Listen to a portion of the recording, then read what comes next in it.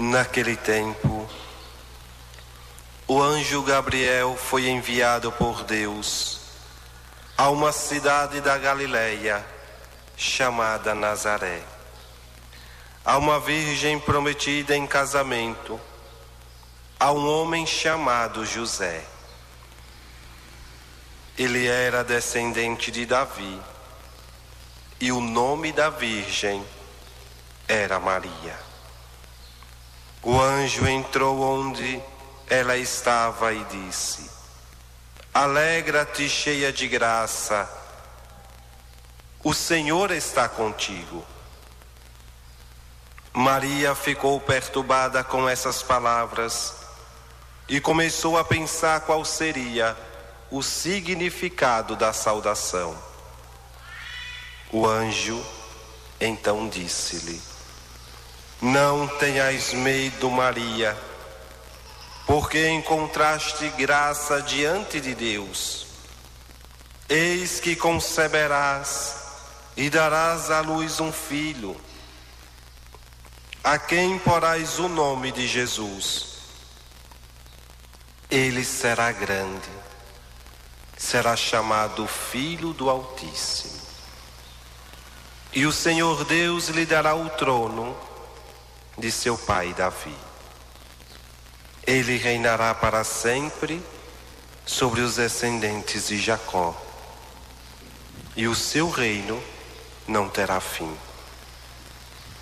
Maria perguntou ao anjo: Como acontecerá isso, se eu não conheço homem algum? O anjo respondeu: O Espírito virá sobre ti, e o poder do Altíssimo te cobrirá com sua sombra. Por isso, o menino que vai nascer será chamado Santo, Filho de Deus. Também Isabel, tua parenta, concebeu um filho na velhice.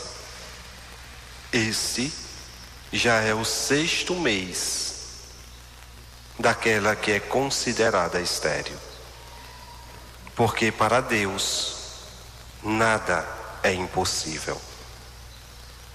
Maria então disse: Eis aqui a serva do Senhor, faça-se em mim segundo a tua palavra. E o anjo retirou-se. Palavra da salvação.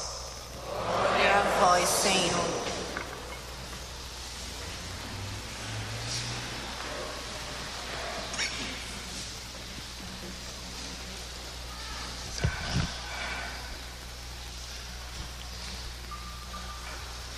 Estimados irmãos e irmãs, caros ouvintes da 98 FM,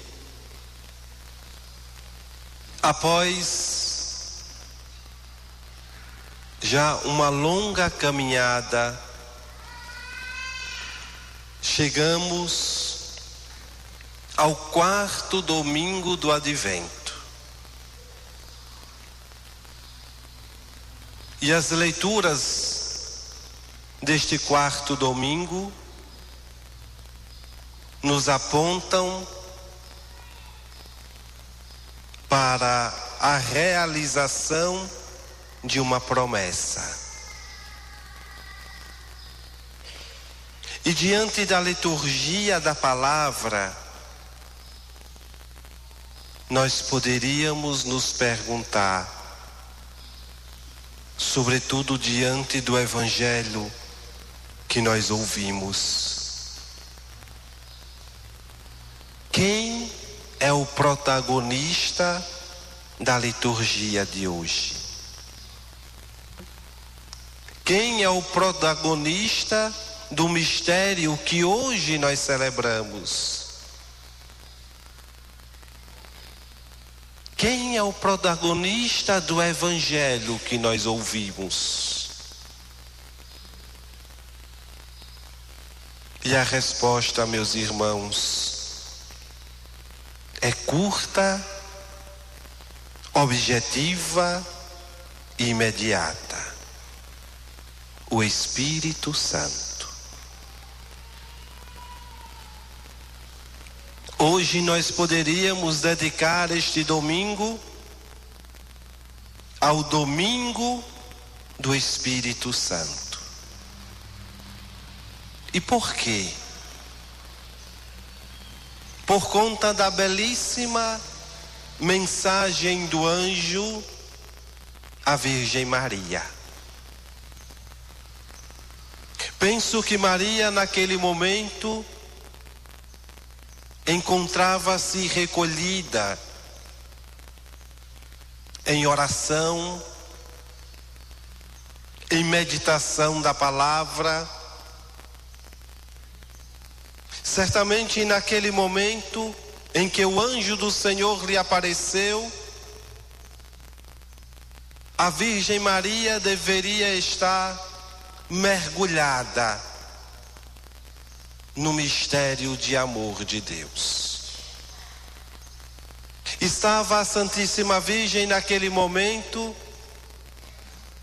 profundamente concentrada no seu Deus. Por isso a saudação do anjo já nos indica a pessoa de Maria. Quem é Maria para nós cristãos? Quando o anjo do Senhor a saúda, a sua saudação é esta: alegra-te. Alegra-te, ó Maria, porque encontrastes graça diante de Deus. Maria, meus irmãos, é aquela que diante de Deus ela encontrou graça. Alegra-te, cheia de graça. Maria, ela não experimenta um pouquinho da graça de Deus.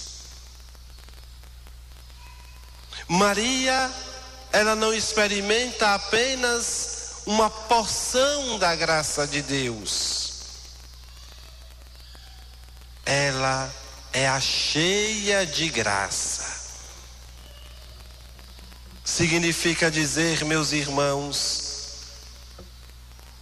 que Maria encontrou no seu Deus a plenitude da graça. É cheia de Deus.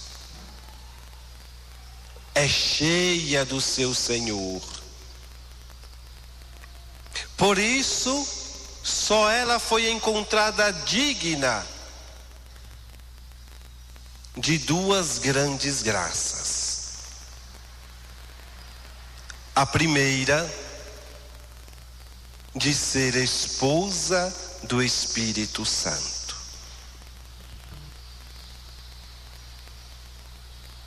Parece, meus irmãos, que ao longo da história da igreja, e sobretudo nos dias atuais, nós cristãos católicos perdemos essa dimensão profunda e ao mesmo tempo particular da vida de Maria, da pessoa de Maria. Maria, segundo o evangelho que nós hoje ouvimos, ela torna-se, por graça divina, esposa da terceira pessoa da Santíssima Trindade. Maria torna-se esposa do Espírito Santo.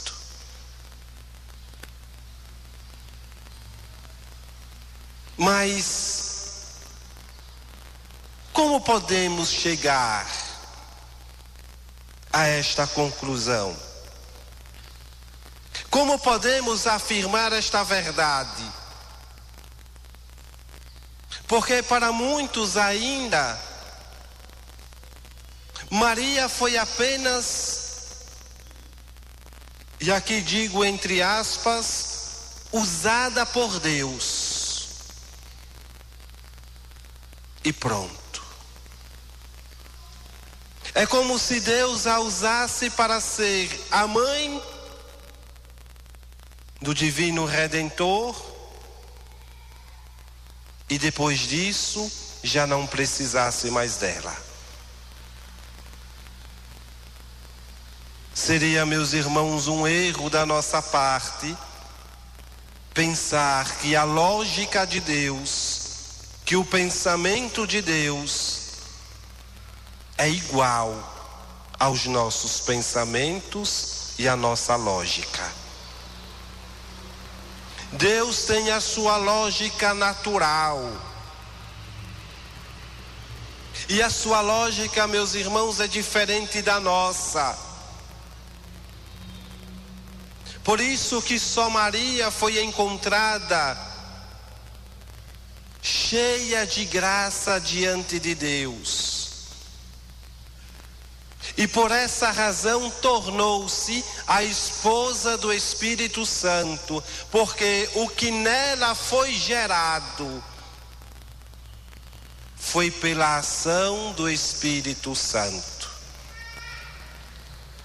Compreendam, caros irmãos, que Maria Santíssima não é uma mulher qualquer. Porque mulher qualquer não é capaz de gerar pela ação do Espírito. E Maria assim o fez. Mulher qualquer, meus irmãos, não pode de maneira alguma engravidar-se sozinha. É necessário que tenha alguém na sua vida. É necessário que tenha a intervenção humana para que a gravidez aconteça, para que a vida seja gerada, para que a vida possa de fato brotar. Maria é aquela que se deixou conceber pelo Espírito Santo. À noite nós celebraremos a missa da vigília do Natal do Senhor. Isto é, celebraremos a festa da encarnação do Verbo, o Verbo que se faz carne no seio de Maria sempre virgem, agora é dado, é entregue pelas mãos de Maria à humanidade. O que nessa noite, meus irmãos, nós celebraremos como acontecimento histórico na humanidade, Maria já o celebrou no coração, graças à sua união conjugal com o Espírito Santo. Graças ao seu sim,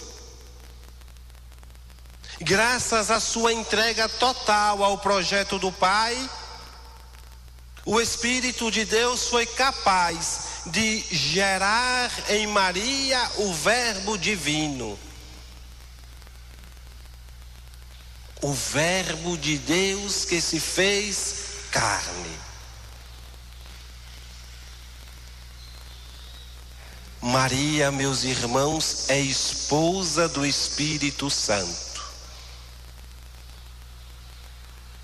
E esta é uma verdade que nenhum cristão pode arrancar, pode tirar do Evangelho.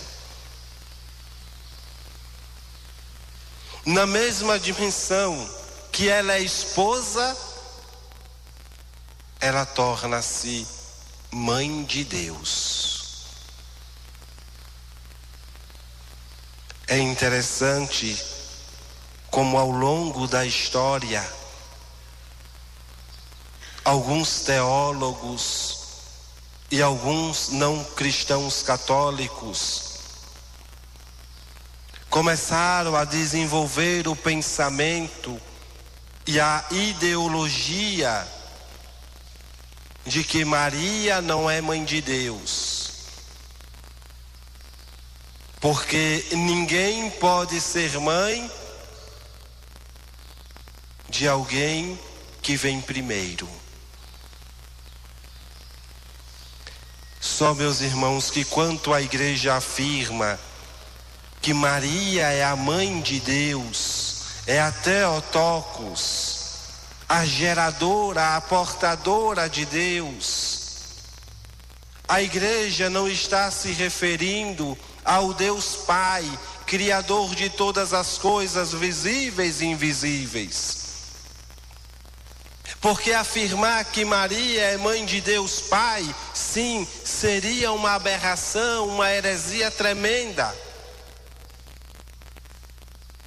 Mas quando a igreja, ela afirma que Maria é mãe de Deus, ela está afirmando nesta verdade que Jesus, filho de Maria, é Deus. É Deus. E com esta verdade a igreja também quer falar, meus irmãos, e aqui permitam-me usar um termo teológico, a união hipostática, a união das duas naturezas, da natureza humana e da natureza divina, em uma única pessoa, Jesus Cristo.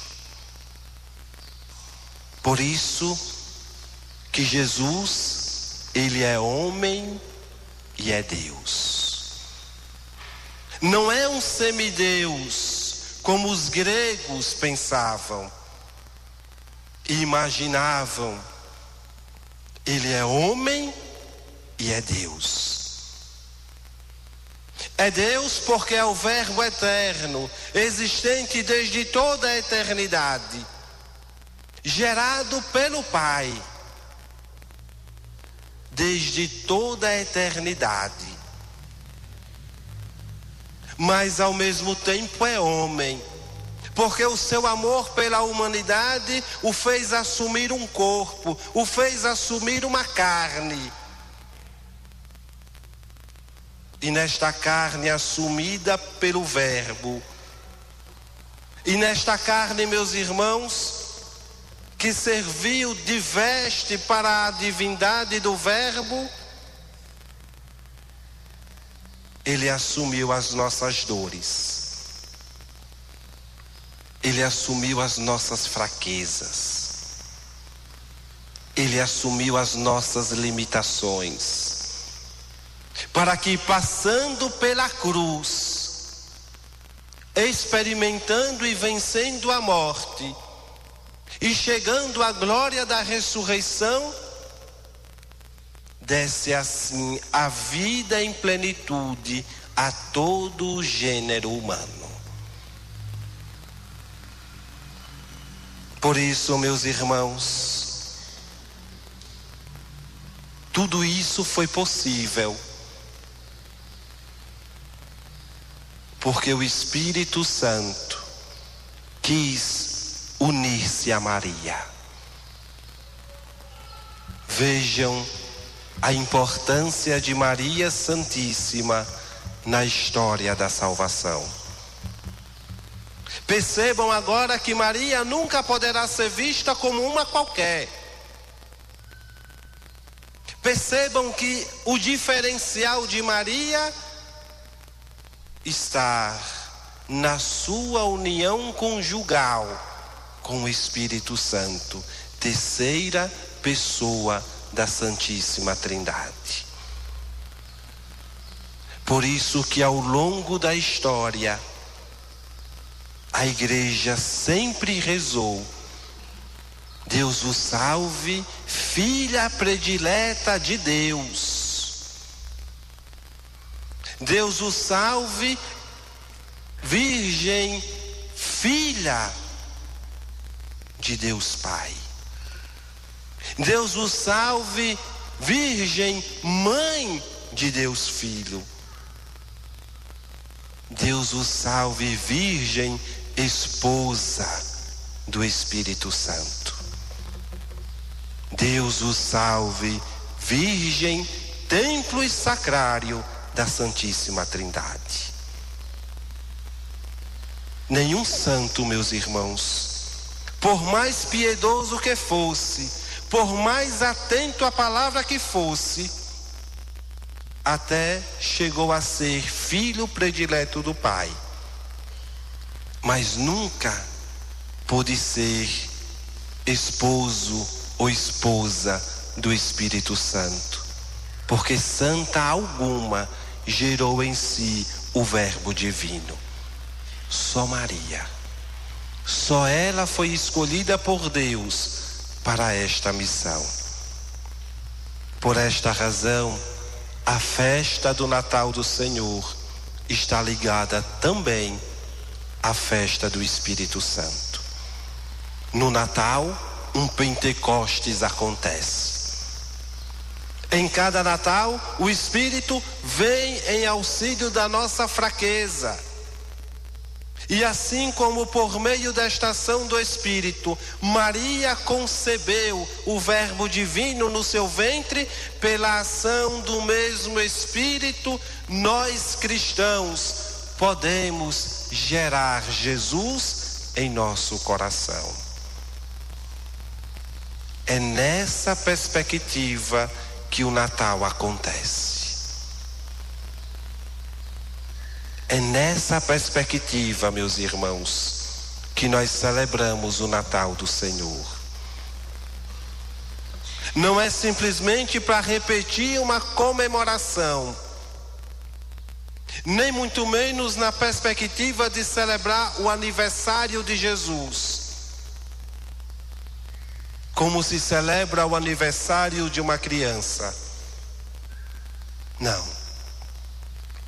O Natal que nós celebramos é em vista do Pentecostes que recebemos.